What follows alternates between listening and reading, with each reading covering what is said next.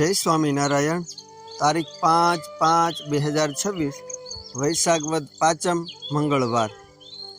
સદગુરુ ગુણાતીતાનંદ સ્વામી વિચરણમાં અનેકવાર જામનગર પધારેલા છે। અહીંયા પ્રથમ કડિયા જ્ઞાતિમાં સત્સંગ થયો હતો। ગુણાતીતાનંદ સ્વામીએ અહીંના હરિભક્તોને આશીર્વાદ આપ્યા હતા કે તમે બધા વ્યવહારે સુખિયા થશો। સ્વામીના આશીર્વાદથી જામનગરના હરિભક્તોનો વ્યવહાર ઘણો સારો થયો હતો। સ્વામીના સમાગમથી આ બધા હરિભક્તોના અંતરમાં ભગવાન સ્વામિનારાયણની સર્વોપરી ઉપાસના દ્રઢ થઈ હતી। એકવાર હરિભક્તોએ સ્વામીને પ્રાર્થના કરી કે સ્વામી, તમે અમને એવા આશીર્વાદ આપો કે જામ સાહેબ મંદિર માટે જમીન આપે અને અહીં મોટું શિખરબદ્ધ મંદિર થાય। હરિભક્તોએ સ્વામીને મંદિર માટે જગ્યા બતાવી। સ્વામીએ જામનગરના હરિભક્તોને આશીર્વાદ આપતા કહ્યું કે જામ સાહેબ તમારી ધારેલી જમીન આપશે, પણ હમણાં તો તમે હરિમંદિર કરજો અને જૂનું મંદિર છે તે બાઈઓને આપજો। અમારા તમને આશીર્વાદ છે કે ભવિષ્યમાં અહીં મોટું મંદિર થશે અને તમારો મનોરથ પૂર્ણ થશે। વચન સિદ્ધ મહાપુરુષ સદગુરુ મહાપુરુષ દાસજી સ્વામી અવારનવાર જામનગર પધારતા। સ્વામીના પ્રબળ પ્રતાપથી શ્રીજી મહારાજે અહીં અનેક પરચા આપ્યા હતા અને જામનગરમાં સત્સંગનો સારો એવો વિકાસ થયો હતો। આ મહાન સંતોના આશીર્વાદ મળતા અહીંના હરિભક્તો સુખી થયા હતા। ગુણાતીતાનંદ સ્વામીએ વર્ષો પહેલાં કહ્યું હતું કે અહીં શિખરબદ્ધ મંદિર થશે। એ વચને જૂનાગઢના મંદિર મહંત એવા નારાયણદાસ સ્વામીના પુરુષાર્થ અને દેખરેખ હેઠળ જામનગર ખાતે શિખરબદ્ધ મંદિરનું નિર્માણ થયું હતું।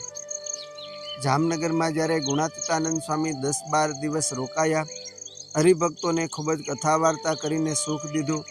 પછી સ્વામી જામનગરથી અલૈયા, મોડા, વંથલી વગેરે ગામોમાં વિચરણ કરવા માટે નીકળ્યા।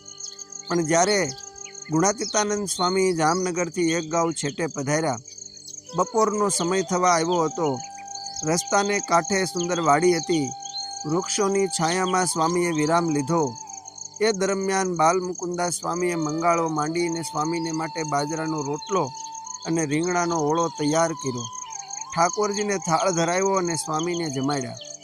સ્વામી આ સેવક સાધુની સેવામાં શ્રદ્ધા અને તત્પરતા જોઈને ખૂબ જ રાજી થયા હતા ને બોલ્યા હતા કે સાધુરામ, તમે આજે સરસ રોટલો અને ઓળો બનાવ્યો, અમે આજે ખૂબ ધરાઈને જમ્યા, અમારી ભૂખ આજ ભાંગી ગઈ।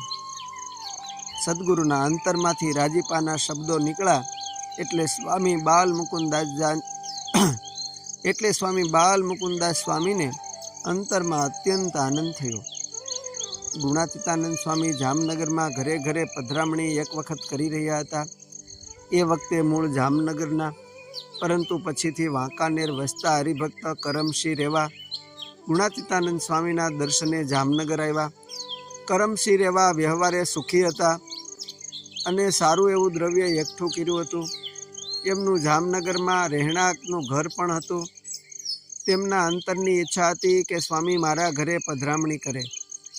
એમ વિચારીને કરમસિંહ રેવાએ સ્વામીને વિનંતી કરી કે સ્વામી, આપ મારા ઘરે પધરામણી કરવા પધારો।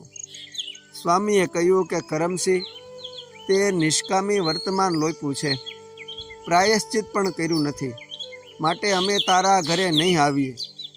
ભગવાન શ્રીહરિના પંચવર્તમાન લોપે એ સ્વામીને જરાય ગમતું નહોતું। સત્સંગમાં કઠણ દેશકાળ હતા, છતાંય ગમે તેવો શ્રીમંત હોય ને જો એણે વર્તમાન લોપ્યા હોય તો સ્વામી એની મોહબ્બત રાખતા નહીં। સ્વામીએ ના પાડી એટલે કરમસિંહ રેવાને ખૂબ દુઃખ લાગ્યું। બીજે દિવસે કરમસિંહ રેવા રસોઈ દેવા આવ્યા, પણ સ્વામીએ એમની રસોઈ પણ સ્વીકારી નહીં। કરમસિંહ રેવાએ ધોતિયા ઓઢાડવાનું કર્યું તો સ્વામીએ ધોતિયાની પણ ના પાડી। સ્વામીએ આમ ઉપરા ઉપરી કરમસિંહ રેવાની ઉપેક્ષા કરી એટલે અંતરમાં એને ખૂબ દુઃખ થયું। એણે નાતના આગેવાનને વાત કરી એટલે નાતના આગેવાનો સાથે મળીને બધા સ્વામી પાસે આવ્યા।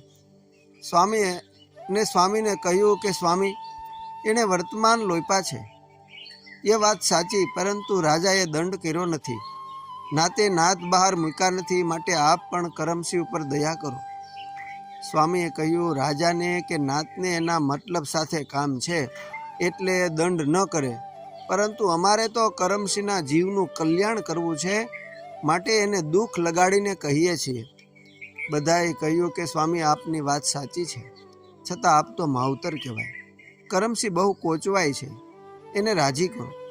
છોરું કછોરું થાય પણ માવતર કમાવતર થતા નથી. આખરે બધાની વિનંતી સાંભળી સદગુરુ ગુણાતીતાનંદ સ્વામીએ કરમસિંહ રહેવાના ધોતિયા સ્વીકાર્યા. અસ્તુ. જય સ્વામિનારાયણ. સદગુરુ ગાથા ભાગ 1 માંથી